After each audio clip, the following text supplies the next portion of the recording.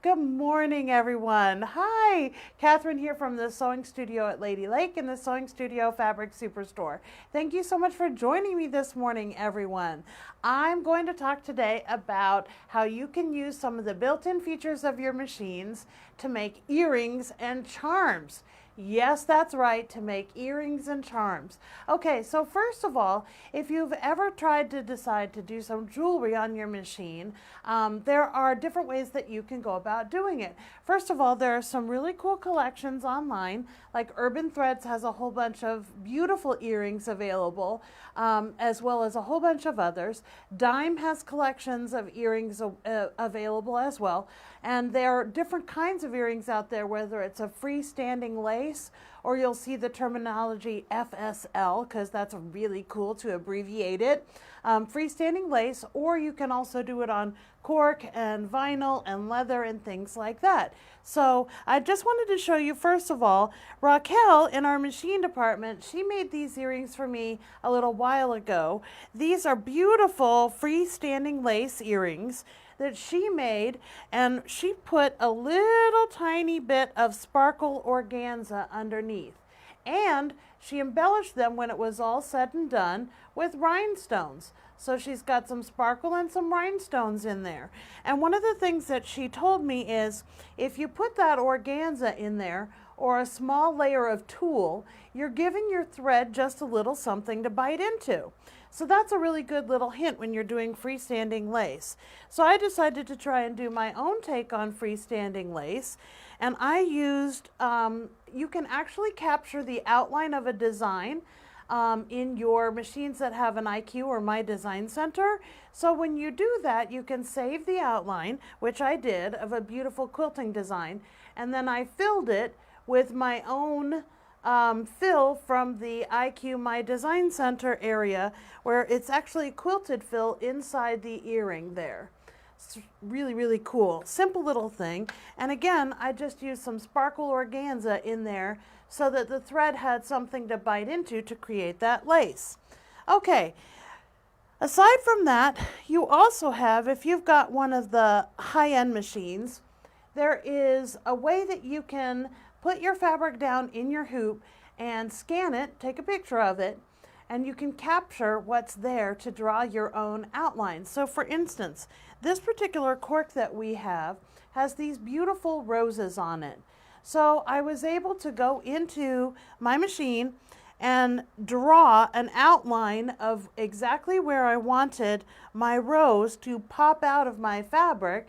So I was able to embroider an outline of that particular area, and then I just cut outside that stitching line, the little piece of black felt on the back. So that's a super simple way to grab a really cool shape for your earrings that's customized to the fabric that you actually have. Now, let's just start with the basics. If you have an entry-level machine and beyond, any brand, almost everybody out there has frames that you can use to put around a monogram or around a design, but you can take those frames to another level. So you can take those frames and use them as shapes to stitch yourself some earrings. So that's the main focus of today. So I've got that done here two different ways. So this particular way was just with one particular outline, and then we echoed the outline for this one on this really cool textured vinyl that we have. Okay, so let me step around the machine here, and I'm going to show you. Over here on most machines, you have a frame area. So with your frame area, you're going to select that. Once you pick your frame shapes, you have all different kinds of shapes that you can choose from. And I decided I'd choose this one that was kind of triangular. Once I chose that, you actually have different outline styles. The first one looks like 3 echo lines. It's actually not 3 echo lines. It's actually 3 lines stitched on top of each other, but of course you can't draw that on screen in any kind of way that would make sense. And then next to that you have satin stitches, and then you start to break out into other kind of outline styles. But this is the one that I chose. So once I've selected that and I've set it, it's here on my screen. Here, let me just real quickly get that grid off of there. Okay. So now you've got your particular shape on your screen. Once you have the shape on the screen, of course these are earrings, so I might not want them to be close to 3 inches tall. Not me anyway, I'm not that girl. So I'm going to go into size, and I'm going to 4-way size it down as small as I can. So once I've done that, the machine kind of beeps at me and tells me, whoop, that's it. So now I've got it where it is 1.5 inches rougher take, and then 1.5 inches rougher take by height and width. So once I've set that, I decided to just say okay. So at this point, you could just stitch it all in one shot. So it's going to do the 3 lines around it, which are going to tack down the earring onto your stabilizer, and then you can just trim it out afterwards. Or, let me show you over here.